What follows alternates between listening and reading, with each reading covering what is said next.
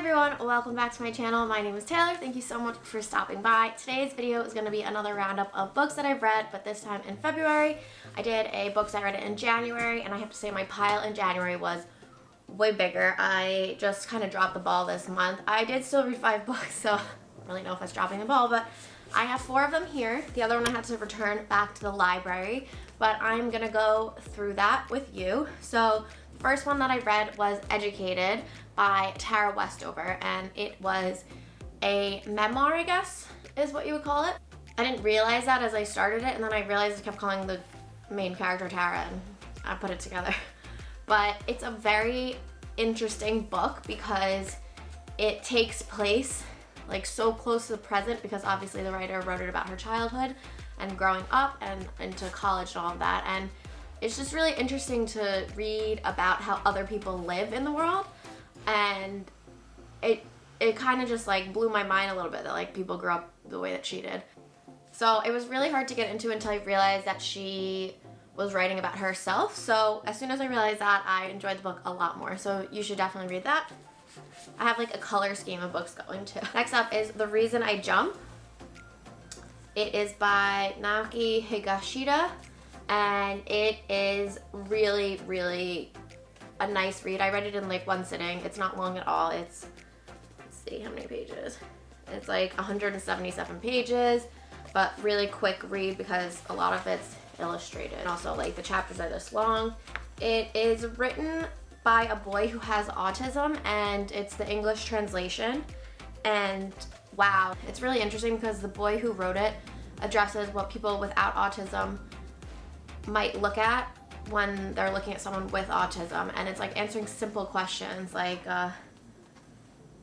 why do you line up your toy cars in blocks? Like, it's simple questions, but the answers that this boy provides, really interesting insight into the mind of someone with autism. And if you know someone who has autism, I would absolutely read this.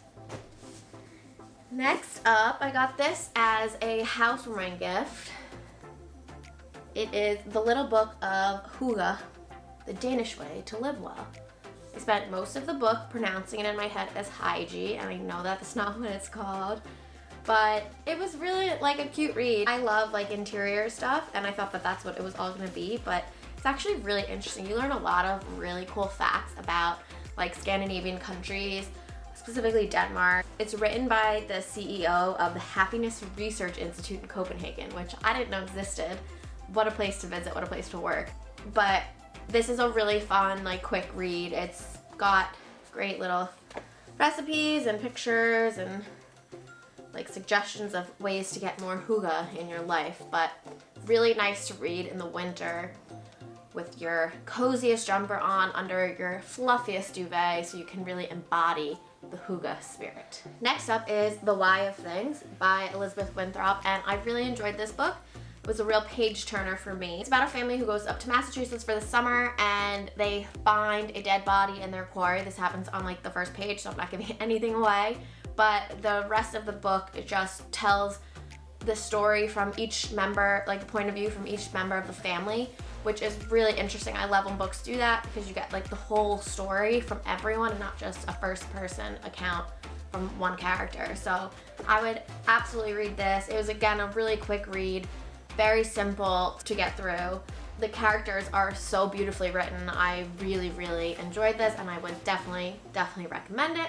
And then finally, The Rise and Fall of Great Powers by Tom Rashman. Now, I'll be honest, I started reading this book and I had no idea what was going on for like the first 50 pages at all. Like, sat there, went back a little bit, which I never do in books, and I didn't understand. It's a story of a girl told in 3 different times of her life. Childhood, teens, present, and it's a really good read once you get the concept that it's the same person.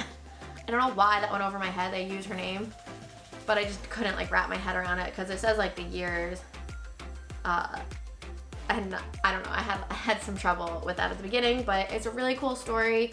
It takes place all over the world, which is really interesting, I think, and again, like, I just love when an author is really good at getting a character so right, and the main character, Tuli, is done so well, especially since he's written her in 3 different times of her life.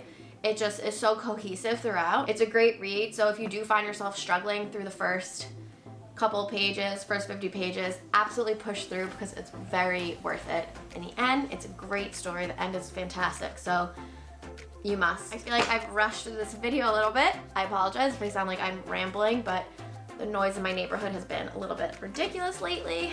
I tried to read Cloud Atlas 3 times, but I just can't do it. I can't get past the first chapter. The language in that book is too hard for me to read. I don't know. I've heard from many people that it's their favorite book, but I can't get past like page 15. I'd love to revisit that later in the year. In the meantime, to follow me on Goodreads, my account, I think if you just search Taylor Fuller, it'll come up. Let's see where we're at in our reading challenge. I have read 13 of 100 books and I'm 3 books behind schedule. So for March, gotta really get back into the reading. I just wasn't feeling it in February, but I'm really trying to get back into the reading. I am on my way to the library right after I finish filming this to pick up my first book of March. It is March 1st. Can't believe that, that's insane.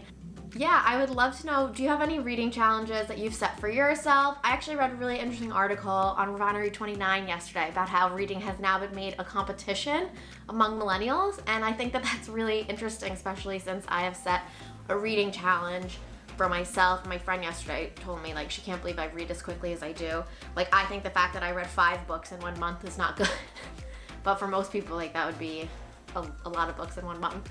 But I'd love to know what your thoughts on that are. Tell me how many books you'd like to read this month or this year even. And yeah, if you have any other book suggestions, I have an ongoing list. 100 books is a lot, so I need to have a list that keeps on going as I check things off. So please leave any suggestions you have in the comments. And if you like what you saw, please, as always, give the video a thumbs up, hit the subscribe button, and I will see you next week. Bye!